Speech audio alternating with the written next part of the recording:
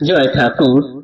শ্রী শ্রী রামকৃষ্ণ পুঁথি তৃতীয় খণ্ডের অন্তর্গত পারায়ণ পাঠ এই অধ্যায় থেকে আজ আমরা তৃতীয় দিন পাঠ করছি। পর্ব 319, পৃষ্ঠা সংখ্যা 205 এর কিছু অংশ থেকে 206 এর কিছু অংশ পর্যন্ত। গত দিনের পাঠে আমরা দেখেছি পারায়ণ পাঠের সপ্তম দিনে যদুমল্লিকের উদ্যানবাটিতে পাঠক ব্রাহ্মণের সঙ্গে নারায়ণ শাস্ত্রীর শাস্ত্র বিষয় পাঠের একটা বিষয় নিয়ে তুমুল তর্ক শুরু হয়ে গিয়েছে। কোনো মতেই তিনি থামতে চান না। ঠাকুর তাকে হাত নেড়ে ইশারা করছেন, তবুও তিনি শুনছেন না। শেষে নবদ্বীপ গোস্বামী বললেন যে, ওহে নারায়ণ শাস্ত্রী, দেখো পরমহংসদেব কি বলছেন সেটা শোনো। যে পরমহংসকে তিনি সর্বেশ্বর জ্ঞান করতেন, বিদ্যা অভিমানে তিনি সেসব ভুলে গিয়ে তখন বলছেন যে আমার এটার মীমাংসা না হওয়া পর্যন্ত আমি ছাড়ব না। তখন ঠাকুর নিজের আসন থেকে উঠে গিয়ে তার গায়ে হাত বুলিয়ে তিনি মহাভারতের একটি অংশ থেকে কেন বিশ্ব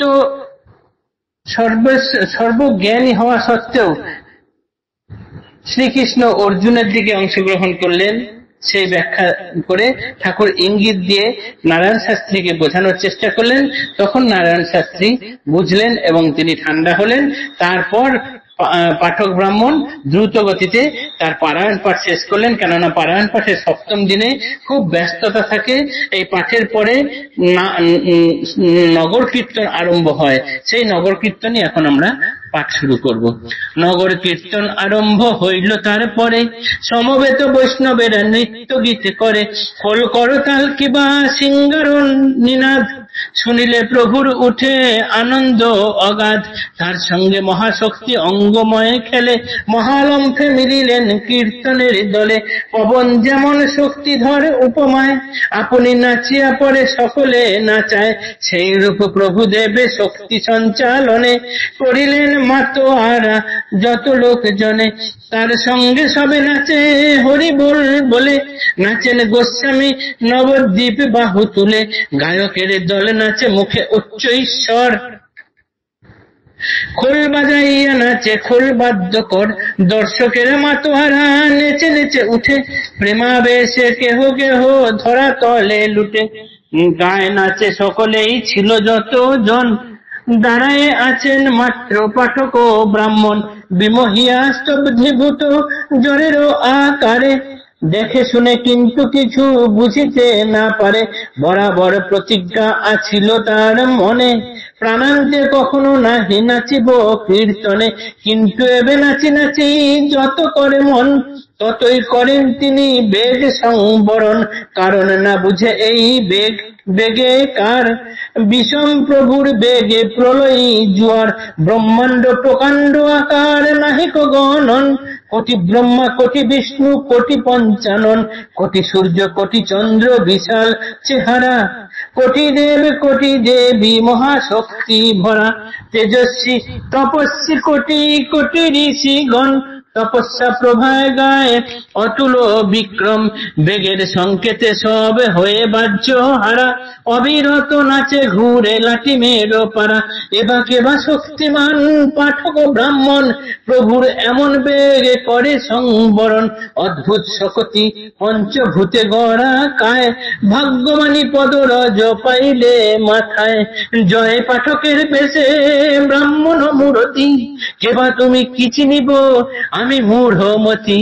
কৃপায় মোচহ মম লোচন আধার, দেখাও প্রভুর লীলা প্রকাশ প্রচার। এইবার নগর সংকীর্তন শুরু হচ্ছে। যখনই নগর সংকীর্তন হয়, খোল করতাল বেজে ওঠে, সিঙ্গার নিনাদ ওঠে, সেইটি শোনা মাত্রই ঠাকুরের শরীরে এক আলাদা শক্তি খেলে ওঠে। তিনি গিয়ে দ্রুত গতিতে মহালম্ফে সেই কীর্তনের দলে গিয়ে মিশলেন। হাওয়া যেমন শক্তি নিয়ে অন্যকে, নিজে আগে শক্তি নিয়ে ঘোরে তারপর অন্যকে ঘোরায়, ঠাকুরও সেরকম আপনি আগে নাচেন, তারপর সকলকে, উপস্থিত যারা থাকেন সকলকে তিনি সেই রকম নাচান। তিনি যখন এইরকম করছেন তখন তার শরীরে প্রচন্ড শক্তি সঞ্চালন হয়ে ওঠেন এবং দু হাত তুলে তিনি নাচছেন। তাকে দেখে নবদ্বীপ গোস্বামী নাচছেন, গায়কের দল যারা তারা মুখে উচ্চস্বর তুলে নাচছেন, যিনি খোল বাজাচ্ছিলেন, যিনি বাদ্য বাজাচ্ছেন, তারা সবাই ঠাকুরকে দেখে নেচে উঠছেন। দর্শকেরা মাতোয়ারা হয়ে নেচে উঠছে। প্রেমাবেশে কেউ কেউ ঠাকুরের পায়ের তলায় লুটিয়ে পড়ছে।